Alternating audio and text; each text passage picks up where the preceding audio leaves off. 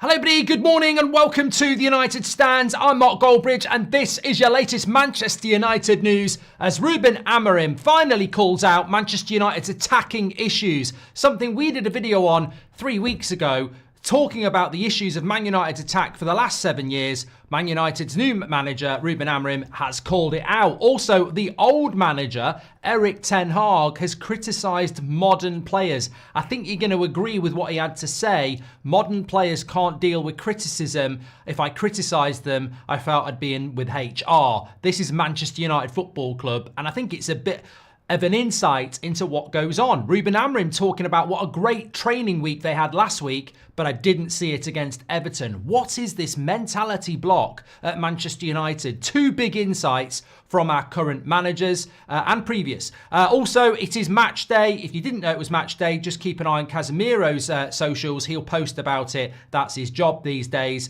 Also, an update on Mason Mount and Luke Shaw. Did you know that Mason Mount's last minutes for Manchester United were 14 minutes against Manchester City in the derby on the 15th of December. We're heading into March. December, January, February, 3 months. 3 months and we don't even know what it's going to be. Well, Amorim's given an update on him and on Luke Shaw as well. And we've got a very interesting update from Mike McGrath, the journalist, saying that clubs are approaching Manchester United to do deals on early release clauses, etc. We'll explain what that is, because I think some people are worried it's Chelsea saying, we'll give you 10 million if you take him back. I don't think it actually is to do with that. I think it's more to do with people like Pellistri and Mason Greenwood and another potential cash grab for Ineos and the Glazers. Basically, the world of football knows that Manchester United are desperate for money, and it's not necessarily going to do us a lot of good. So we'll talk about that as well, and a few other bits. But I want to start off. I mean, look, I think what I might do is just drop in what Ten Hag said before and we can circle back to this, because I think it's very, very interesting what Erik ten Hag had to say. Effectively, if I can get it here, we will talk about what was said about Amorim, but this is very, very interesting. So he was asked about how he looked back on his time at Manchester United, but on how modern players need to be handled. He said this generation, for example, they usually find it difficult to deal with criticism. Criticism really gets to them. The generation that I grew up in had much thicker skin. You could be much more direct. So, I mean, this is the insight from a previous Manchester United manager about the problems that you have as a manager of Manchester United in relation to these weak mentality players that we have. But look, I want to start off with something else. I want to start off with what Ruben Amorim had to say about the situation with Rasmus Højlund, who is clearly suffering with confidence. But this is what Ruben Amorim had to say. We have to look at Rasmus as a player. He has the pace. He has the technique. He's scored some goals that are really hard to score, but sometimes he doesn't choose the better run. Sometimes he's too anxious to touch the ball and he moves away from the goal. We address that in training, but sometimes it's a confidence issue and it's the confidence of the player. However, he goes on to say this: I think it's very clear we as a team aren't helping Rasmus and therefore our forwards. We don't create a lot of chances. We have a lack of threat and you can feel it in the games. Sometimes we're in the final third, but you don't feel like we are a very dangerous team. So I have this feeling we are not helping the strikers. I think Rasmus has a lot of potential. If we improve the way we play, he will have more opportunities to score. And I feel like just clapping my hands on this and saying at bloody last, because it's almost like the idiotic analysis we get around changing tactics and changing formations, which has got no place in a modern football conversation. But this is something that I think many of us feel that we've been banging our head up against the brick wall for ages. You start talking about chance creation and you start talking about how Manchester United could improve that. And then you get people saying, yeah, but his hold-up play is shit. And it's like, yeah, I know the hold-up play is crap. And I know that he's not playing well. And I know that Xerxes is not a traditional number 9. And I know that Obi Martin's only 17. And I know that we need to sign an Osimhen or a Gyökeres. But these problems were there with Ronaldo, with Cavani, with a lot of people. So when you're talking about how Manchester United's issues in attack are problematic, and they certainly are, I think also we're looking at an issue around the creativity of Manchester United. And I think Ruben Amorim is absolutely spot on in the sense that, well, it's very damning, isn't it? I mean, look, I think we've got Bruno Fernandes on the thumbnail, and I think it's absolutely correct. We have to look at Bruno because he's been here for a long period of time. And I think that with regards to Bruno Fernandes, he's not the only one. We've seen it with Rashford, we've seen it with Antony, we've seen it with Garnacho. They're not players, I think, that are looking to create for their striker, whether that be a Cavani, whether that be a Anthony Martial, whether that be a Rashford, whether that be a Rasmus. The fact is, and we did the video about this a couple of weeks ago, is that for the last 7 years, we're averaging less than 2 shots per game for our striker. Now, Harry Kane at Spurs and Bayern would be looking at around 4. Same for Erling Haaland, same for Mo Salah, same for Darwin Núñez, same for Ollie Watkins. But at Manchester United for 7 years, it's less than 2 shots per game. In fact, I think this season, it's less than 1.5 shots per game for the striker, whether that be Rasmus or Xerxes. So, yeah, obviously we need an experienced striker who can hold the ball up, etc. But holding the ball up doesn't get you chances. It just holds the ball up for your attackers. They still need to then put the cross in or play the right pass, and they just don't do it. So I agree with Amorim when he says it's very clear we don't create a lot of chances. We have a lack of threat, and you feel it in the games. God, we do. And he says we are in the final third, you don't feel like we're a dangerous team. That goes back to the whole team in its entirety, but it does reflect badly on the left back, the right back, because you should be creating chances from full-back positions. If you look at the, was it the Sarr goal yesterday from the right back for Crystal Palace? Delightful cross, looked up, saw him, hit him, first time volley, goal. Lots of teams are scoring goals from the flanks. We're terrible at that. I think Dorgu will improve it, but we're terrible at that. Delot has been awful at it. It's not just Garnacho, Bruno, Ahmad. They do need to create more, but it's also from the flanks as well. So I'm glad that Amorim's called it out because we have got a striker issue. Rasmus is not playing very well. Xerxes is not a number 10. He's not a number 9. And Obi Martin's only just starting out as a 17-year-old. But Obi Martin won't score 30 goals a season if we don't start improving our creativity. And Amorim is absolutely spot on to call that out. Really, really is. The other thing that he said that I thought was really important as well, he says we've got a lot of potential if we improve our overall play. We will get more opportunities, but what we need to do is we're paying the price for our lack of success, and nothing I say will change that. What matters is action. We need to recruit better and avoid mistakes of the past. And I think that when the manager of Manchester United, again, and he did say this in January, is talking about recruiting better and not making mistakes of the past, I think that this comes down to very, very clearly a manager that, like we all know, has to be given the backing in the transfer market, and that backing in the transfer market has to be agreeable with the system that we're trying to play. Which is why, going back to what we were talking about the striker, I don't really care who plays up front. I don't care if we sign a striker. My real care is, look, maybe Rasmus gets loaned out in the summer. Maybe Xerxes gets sold back to Italy. I'm not particularly fussed about who the striker is. My concern is for the welfare of that striker. I would hate to bring in a Gyökeres or an Osimhen and then try and provide service with the players that we've got currently, because they just don't do it. Even Ahmad, before his injury, I was looking at the live chat, he's getting too greedy. So it's almost like, it's almost like it's problematic, I suppose, isn't it? And we do need to look at that. Pete Phillips says, news just in, Rashford loan to be cancelled with Aston Villa as he's needed to pack help fund staff lunches. Obviously a joke, but now how broke are we? Says Pete Phillips. Thank you very much in that.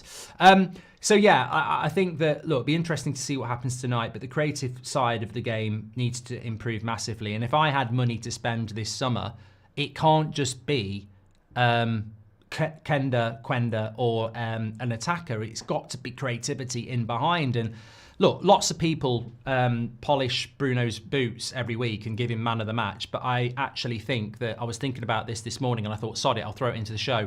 When I watch Portugal in major tournaments, it's very rare that Ronaldo, he will come in as, well, yeah, I mean, I know he's getting on now, but in many tournaments, Ronaldo will come in as a golden boot contender.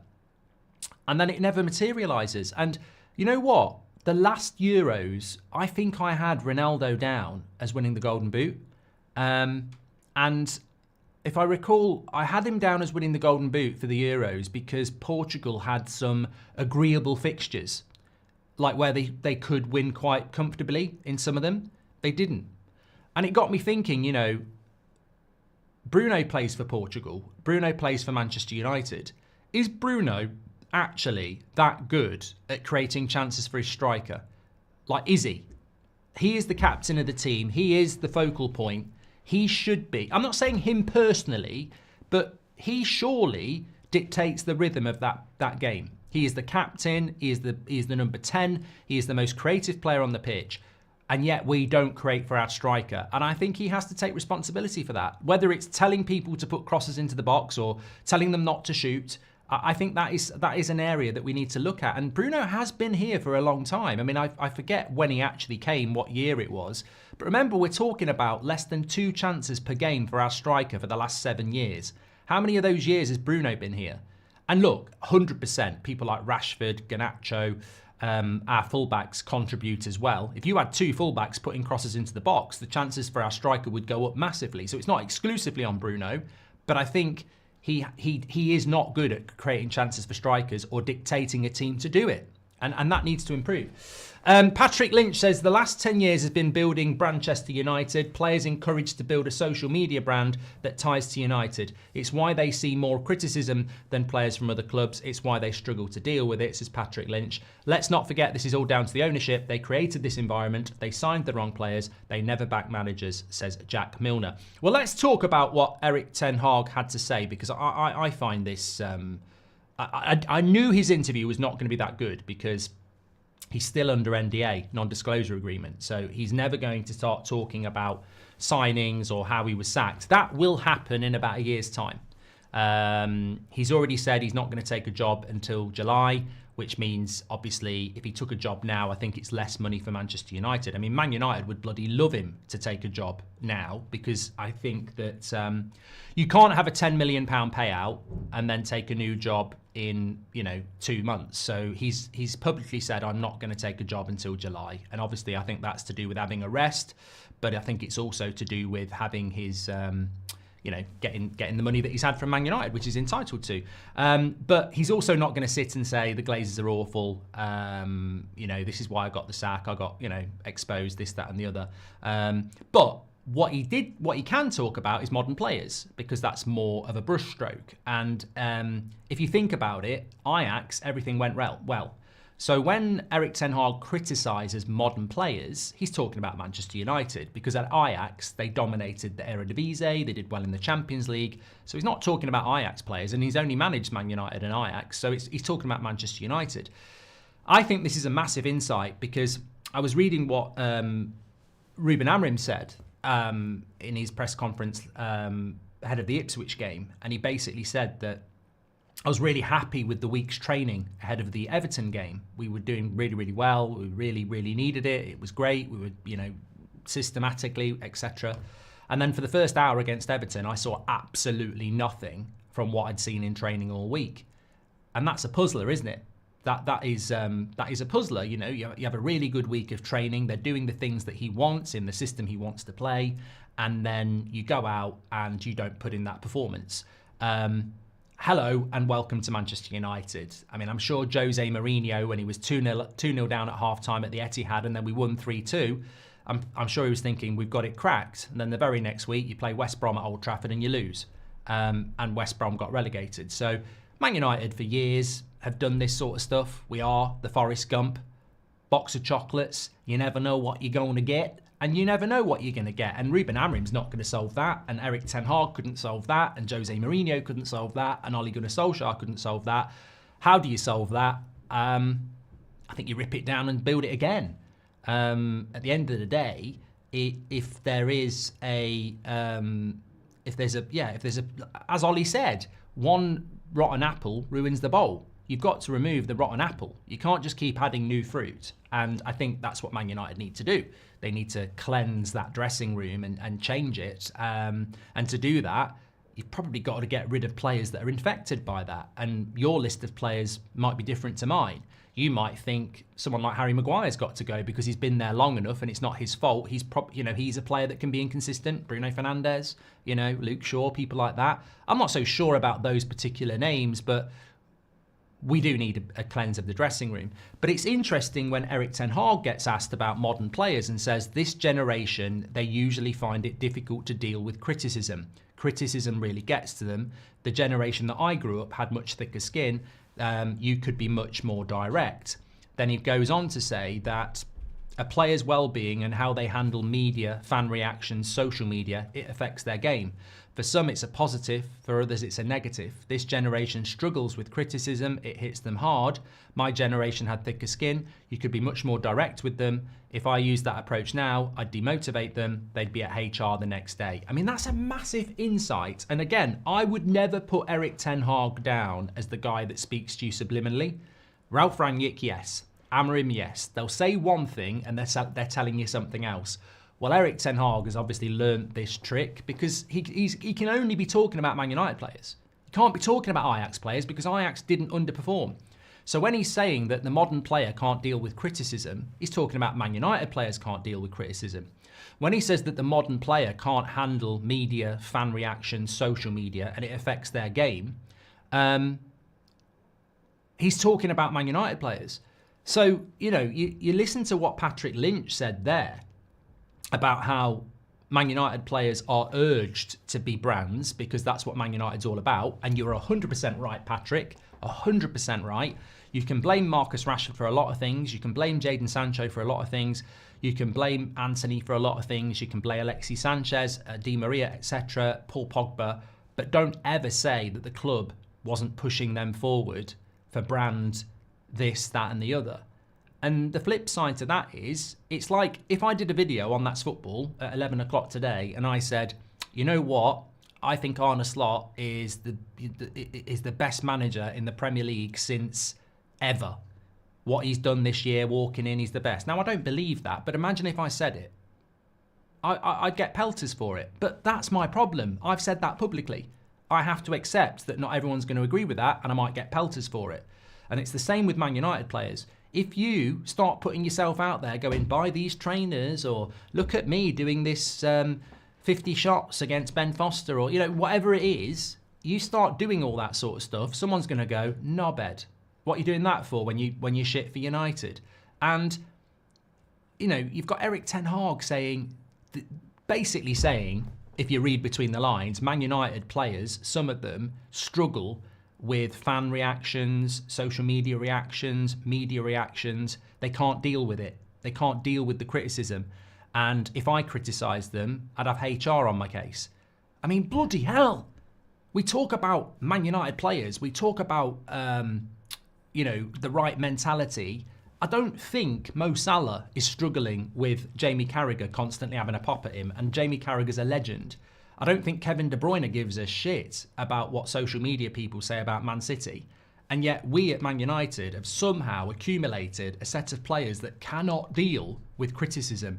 And it's crazy. It's absolutely crazy. And maybe it is a generational thing, but it's a scary thing for Manchester United because if you've got players that are struggling with how the media player rate them, or we player rate them, or people talk about them on social media, then we are in big trouble.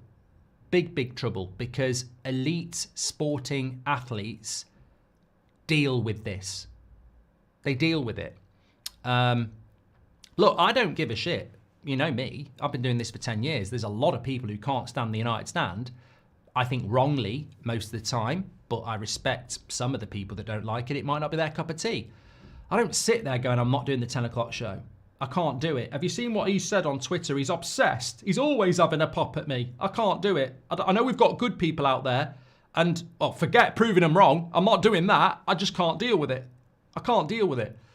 But that's very low level. If you're at work today and your boss says that wasn't good enough, do you walk upstairs to HR and go, he's just told me my work's not good enough? 1, I want to make a complaint. And 2, I'm going to need the rest of the week off.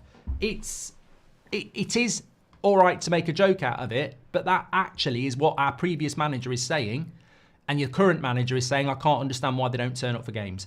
So it's a strange thing because it's not actually, I mean, Erik ten Hag's actually telling a lie, really, or he's just not experienced it. Well, he's telling a lie because he didn't have this problem at Ajax, and you don't get this problem at Liverpool, and you don't get this problem at Arsenal, and you don't get this problem at Man City.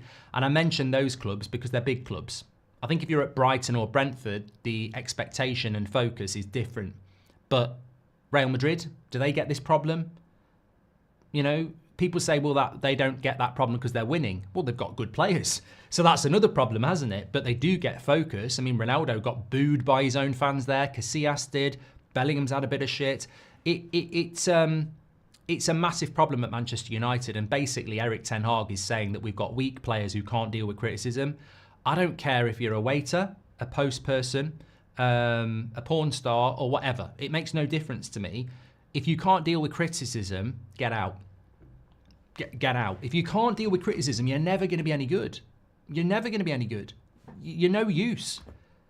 I genuinely believe that. And some people might disagree with me, but if you can't, in any way, shape or form, this could be a lesson to you this morning, because if this is a generational thing, and the young folk of today can't deal with criticism, your big lesson for the year 2025 is start dealing with criticism. You'll be a better person, you'll perform better for it, 100%. You've got to be able to take criticism on board. You have to be. You don't have to necessarily agree with it, but you have to analyze it, you have to think about it, and you just box it off. So for example, if somebody says, oh, you're an absolute knobhead. You're absolutely wrong about Amorim. He does need to change his tactics. I'll think about it and I'll go, is this person making a valid point? Well, they really believe it. So let me respect it for a moment. They really actually believe it. No, I don't respect their opinion. I respect their opinion, but I don't agree with it. I still agree with me. Obviously, they don't like me for it, but I still agree with me. You don't have to agree with it, but you've got to bloody listen to it. And we've got a collection of players that can't do it. So I actually thought Erik ten Hag's interview was quite tame, but actually I thought what he said about mentality is one of the biggest things we've had of the year. And we've had a lot of news this year, but he's basically saying these players are weak. They can't deal with criticism. Well, no wonder we keep losing games. No wonder we keep turning up for games and not, you know, if you're looking at that first 60 minutes against Everton and you want a glimpse as to why it keeps happening, we've got players that can't deal with criticism. So if we can't go up to them and say, you were fucking shit, what the hell are you doing in a Man United shirt, not trying for 60 minutes? Why can't you play a simple pass? Why aren't you marking your man? And if they're boxed off going, I can't deal with this. I can't deal with this. Have you seen what Luckhurst's given me? He's given me a 2. You know, if they can't deal with that, they're never going to move past it. Constructive criticism is one of the best things you can have in life, and we've got a bunch of players, not all of them, that can't deal with it. Connor says, I heard a great quote, don't take criticism at work personally, take it professionally, and that's a very good one. Hi Mark, can you please wish my little brother Zach a happy birthday for Saturday? We both love the show and watch it every day. Travelling from South Wales to watch tonight's game, so hoping for a win. Look, I'm looking forward to the game tonight. Happy birthday to Zach on Saturday. I'll try and remember to do that on the day anyway, Lewis, but yeah, I'm looking forward to the game tonight. I mean, we need a bloody win. We do need a win, don't we? Ahmed says, with Bruno, I see him as an amazing midfielder. Everything is perfect except his positional discipline and tackling and interceptions. Everything else 100%. It's Pogba's fault, says Graham Souness. Mark, this whole Ineos long-term plan and Glazer reluctance to let the club go is weird. Glazers and Sir Jim are in their 70s and could pass at any time, says L President J.A.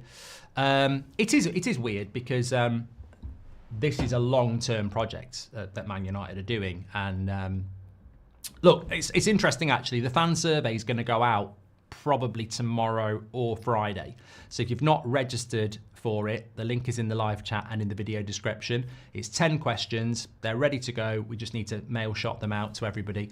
Remember, that same link is what you need to use if you want to do the player ratings later anyway, so get ahead of the game. But I think, when we get the results of that, it's going to be very interesting from this community. But I think everything in preparation for that and everything I read, I really do think that this is a long-term project. And it doesn't need to be, but this is the ownership we have. It looks like that.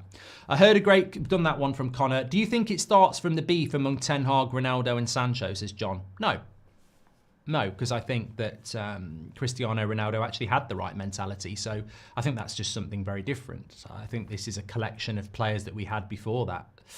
I know you read these a lot, but my grandpa passed away Saturday, but your great videos are helping me get through it. Just wanted to say thanks, says J. Dot. Well, thoughts with you and your family, mate, and really, really sad to hear that.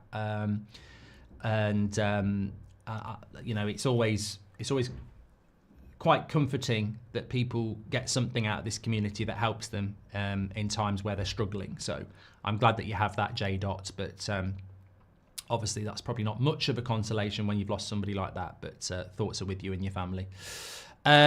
Big shout out to the mods. You do a great job getting rid of the clowns in the chat. I'd like to be a mod when I grew up, says Michael Doherty. They do a great job.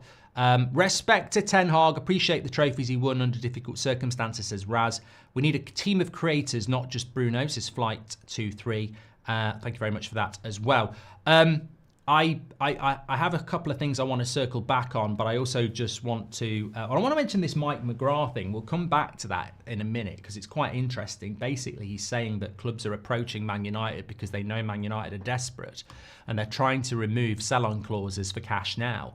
So basically, with Mason Greenwood, we have like a 50% sell-on clause. So we sold him to Marseille for 25 million. If they sell him for, let's say, 60 million... we'd get 50% of, well, we get 50% of the difference. So it'd be 60 minus 25, which is 35, and then half of that, which is what, another 17 million. So effectively, what Marseille would be doing is ringing Man United up and saying, we'll give you 10 million cash now for that release clause. So if we wait, we might get 17, but if you take 10 now, there it is. So we're doing ourselves out of money, but it's 10 million now. And, you know, we're desperate. So it's quite clever by clubs to do it. And it just shows you how desperate we are. We'll talk more about that in a moment, though, because some people think it might have something to do with Jadon Sancho. I'll explain that one in a moment. But Ruben Amorim has come out and spoken about Luke Shaw and Mason Mount. And whilst we are hopefully going to win a game of football today, and there are massive issues going on around the football club with Ineos and the Glazers, I think that this is something that I, in a news show, don't want to not mention, because Luke Shaw was meant to be back about a month ago, and he was meant to be very close to being back, and it came out from, I think it was UTD Menace, who's very good around like injury updates, that Luke Shaw had had a setback and wasn't going to be back any time soon. And then there must have been a brief from the club, because it came out through a couple of journalists that it wasn't a major setback, it was something minor, and he'd be back in training the following Monday. That was 3 weeks ago. He's still not back in training. And in fact, this exposes the bullshit we get fed, because Amorim's update is there is no return date for Mason Mount and Luke Shaw, but Mason Mount is ahead of Luke Shaw. So Luke Shaw is not going to be back until April, because Mason Mount doesn't even have a return date, and we've got an international break at the middle of March. So what can we just call that out? Oh, it's not a major problem with Luke Shaw. He'd be back training on Monday 2 weeks ago. He's not back. He's not going to be back. So, you know, this needs to be discussed, because people are getting sacked. Charities are having their money cut. Fans are having their prices increased, and the canteen's getting shut down. But Luke Shaw hasn't basically played football for over a year. Over a year. I think the last time he played 2 games in a row was January 2024. And people forget he was pretty much injured from August to December before that.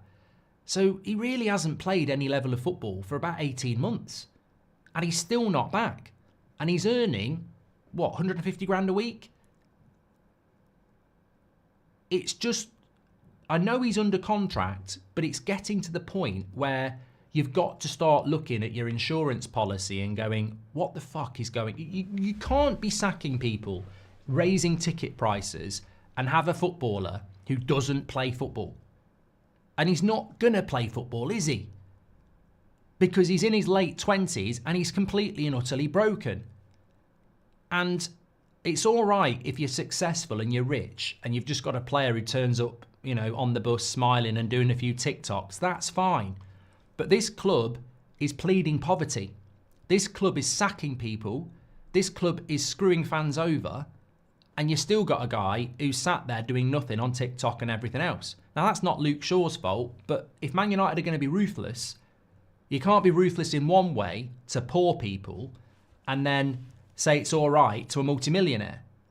It's just not right. It's a bad message. And I think that, as I said yesterday, Robin Hood, well, he used to feed the rich.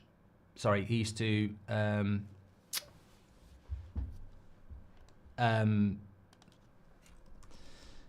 rob from the rich to feed the poor.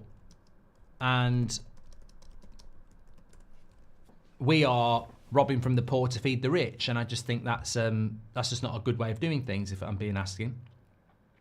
Will Scott says, the issue, I think, is that we expect to change a singular cog, the manager, the odd player in a highly damaged machine, and expect everything to work perfectly. We need open heart surgery. Thank you, Will. And Shaw on strike because soup and bread is not enough, says Ardo. And Luke Shaw will be back for England, says Angel Bomb.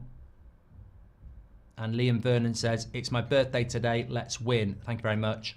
I know you. Thank you very much for that. I think with regards to, so that's my thought process on Luke Shaw.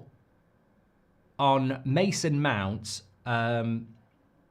it's very interesting on Mason Mount because he's not played for Manchester United since the 15th of December.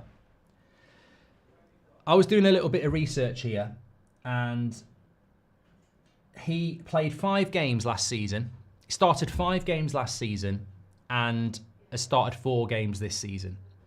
He played 14 minutes against Man City in the middle of December, and it's just crap, isn't it? I'm trying to sort of glow it up a little bit, but what did we pay for Mason Mount? £55 million, 250 grand a week.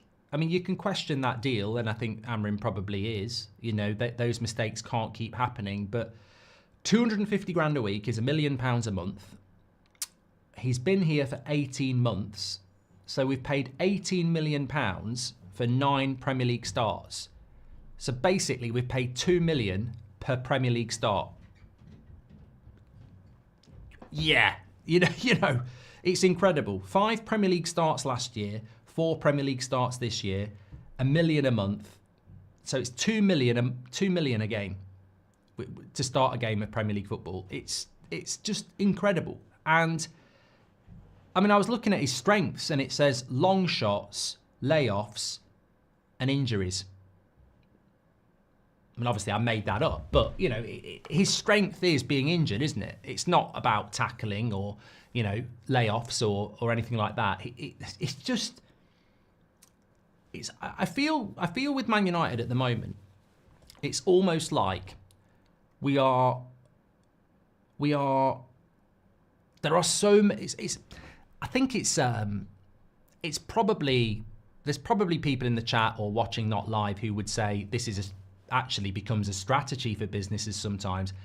It's almost like there's so much shit being thrown at us with past caring.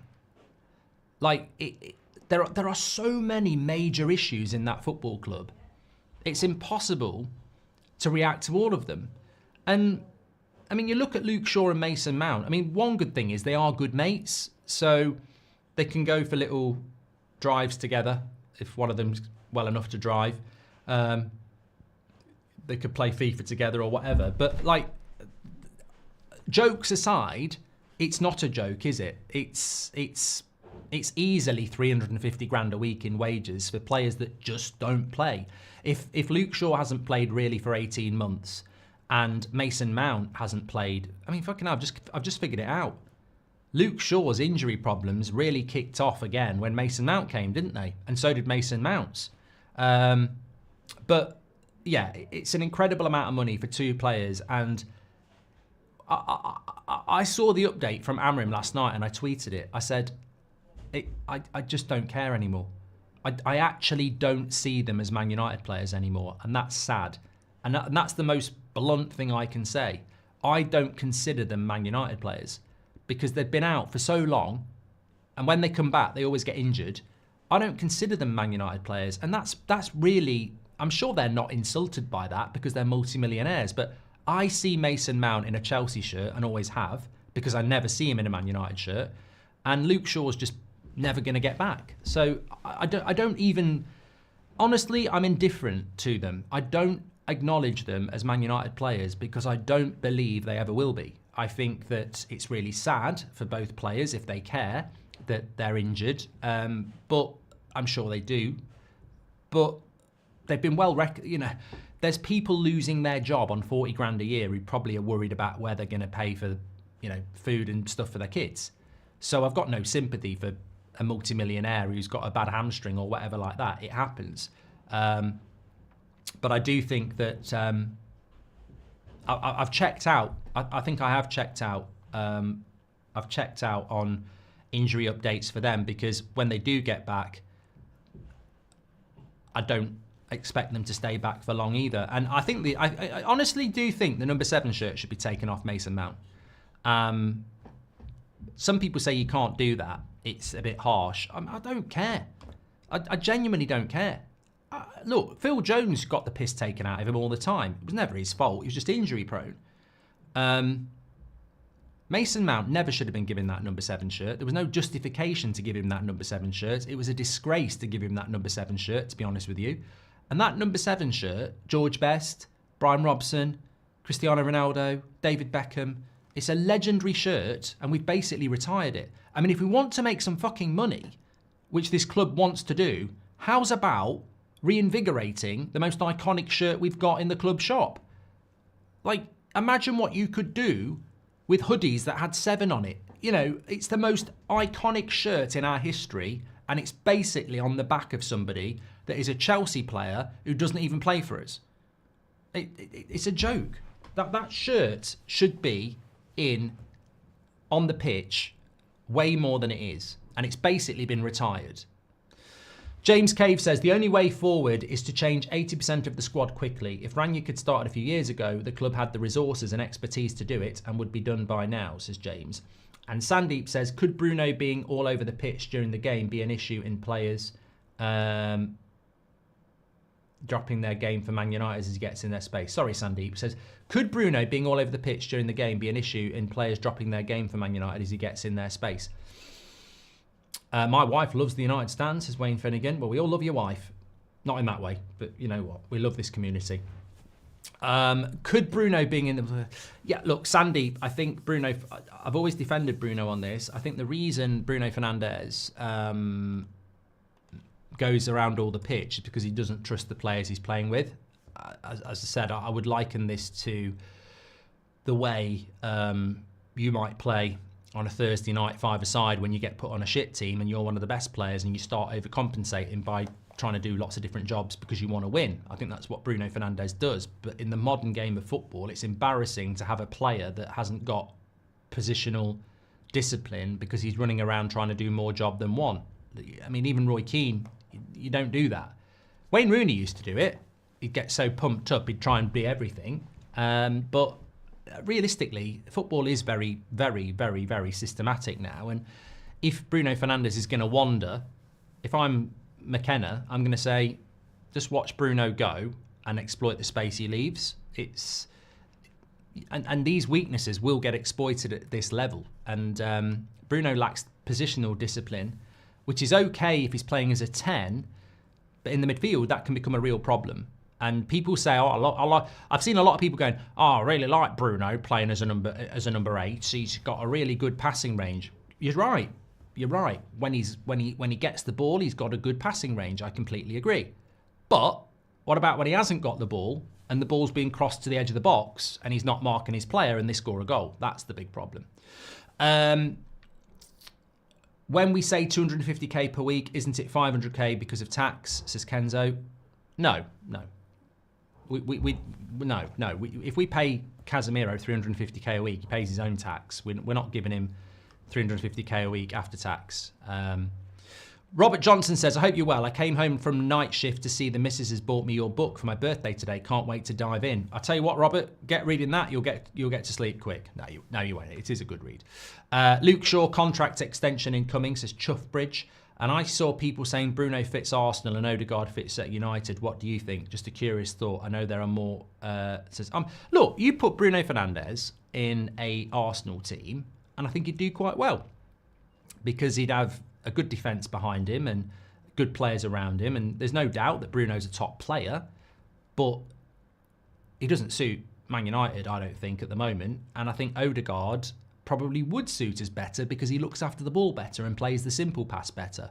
I prefer Odegaard to Bruno, and I've said that for a while now. The funny thing is Arsenal fans are getting fed up with Odegaard, but I like that type of a number 10. I call them they're like a Juan Mata, a magnetic number 10. I like a player that just looks after the ball, and I don't think we do that enough. I really don't. James Lowe says, it's my birthday. I'm travelling from Kent to Manchester today for the match, hoping for a win. Says James, happy birthday, mate. I hope we get it. And Will Scott says, the issue, I think, is that we expect to change a singular cog, the manager, the odd player, in a highly damaged machine, and expect everything to work perfectly. We need open heart surgery. Absolutely spot on. And Ardo says, Luke Shaw on strike because soup and bread is not enough. No, he doesn't get soup and bread though, mate. He's a player. The players are still getting the works. They're still getting their pudding, their soup, their lasagna. They're getting the lot. It's the normal staff that are getting soup and bread. Angel Bomb says Luke Shaw will be back for England. And Liam Vernon says, it's my birthday, let's win. A lot of people having a birthday today. Hopefully it is a win. Yeah, hopefully. Just signed up. Can't wait for United to win today, says Carbon. Thank you very much. Don't forget to sign up for the survey. Links in the live chat and the video description. And Hitton says, it's an unpopular view. High earner exits, cost reduction, and accepting that we are now a mid-tier club, patiently needing 4 to 6 years is the only way back up. Well, that's not controversial, mate, because that's exactly what Ineos are looking to do.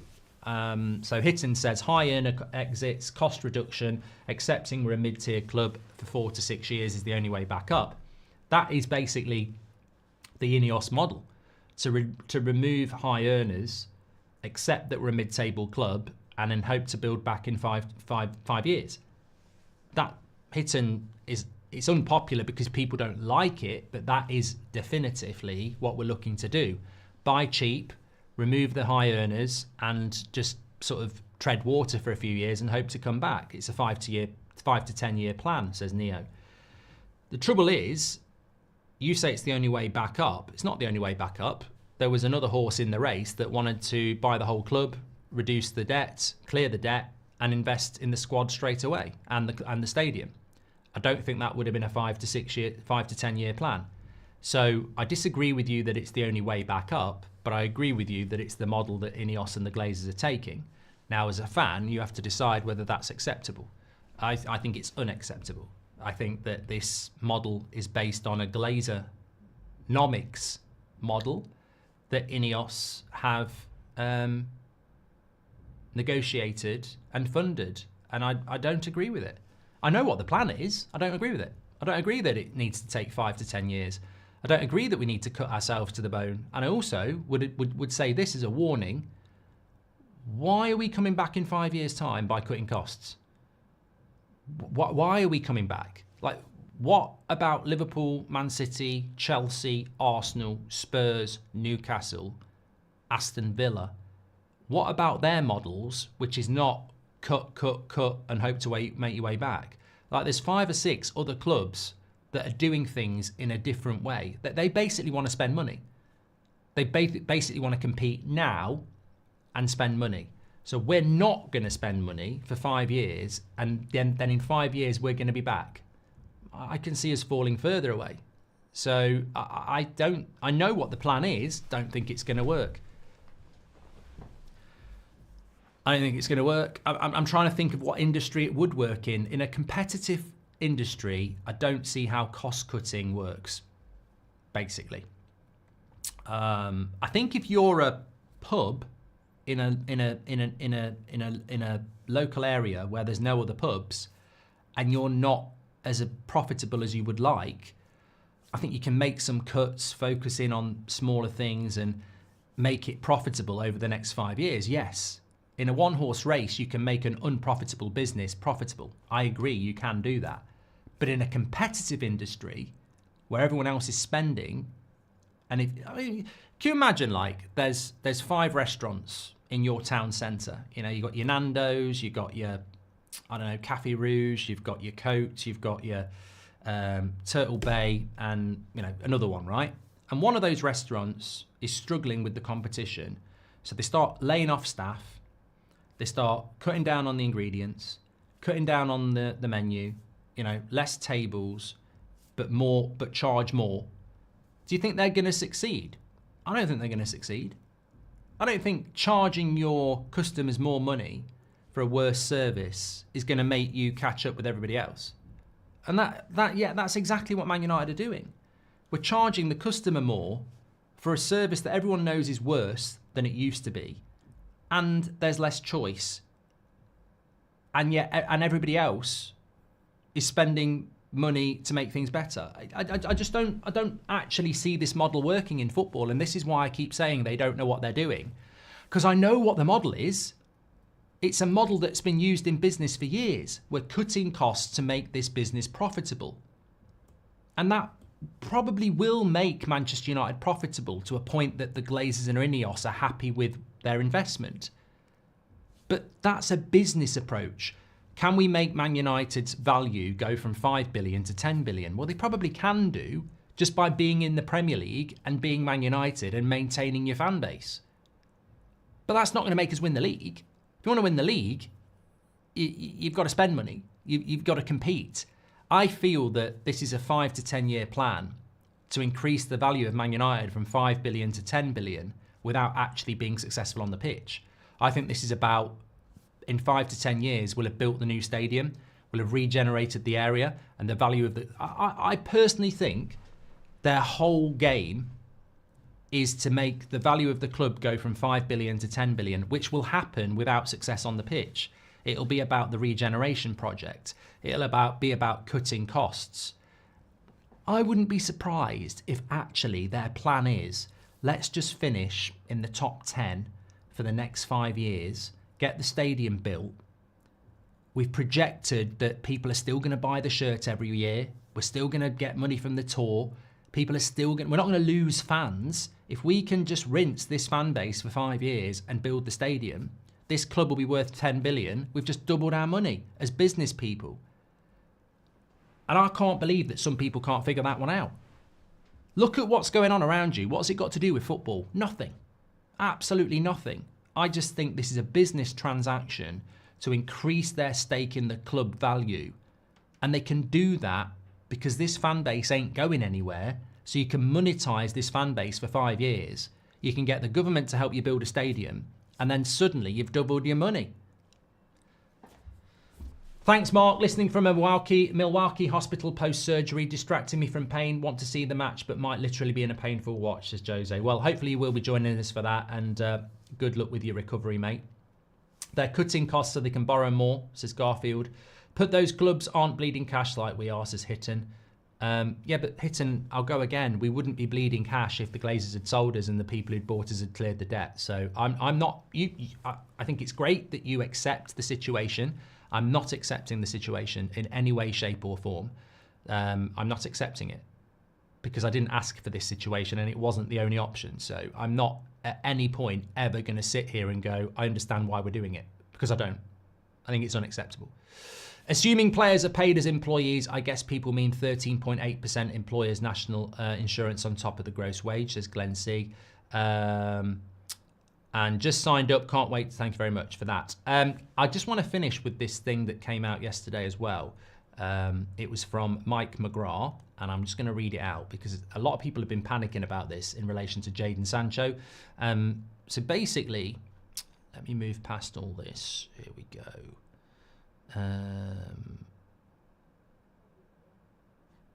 Where was it? Oh, I'm trying to find find it. Here we go.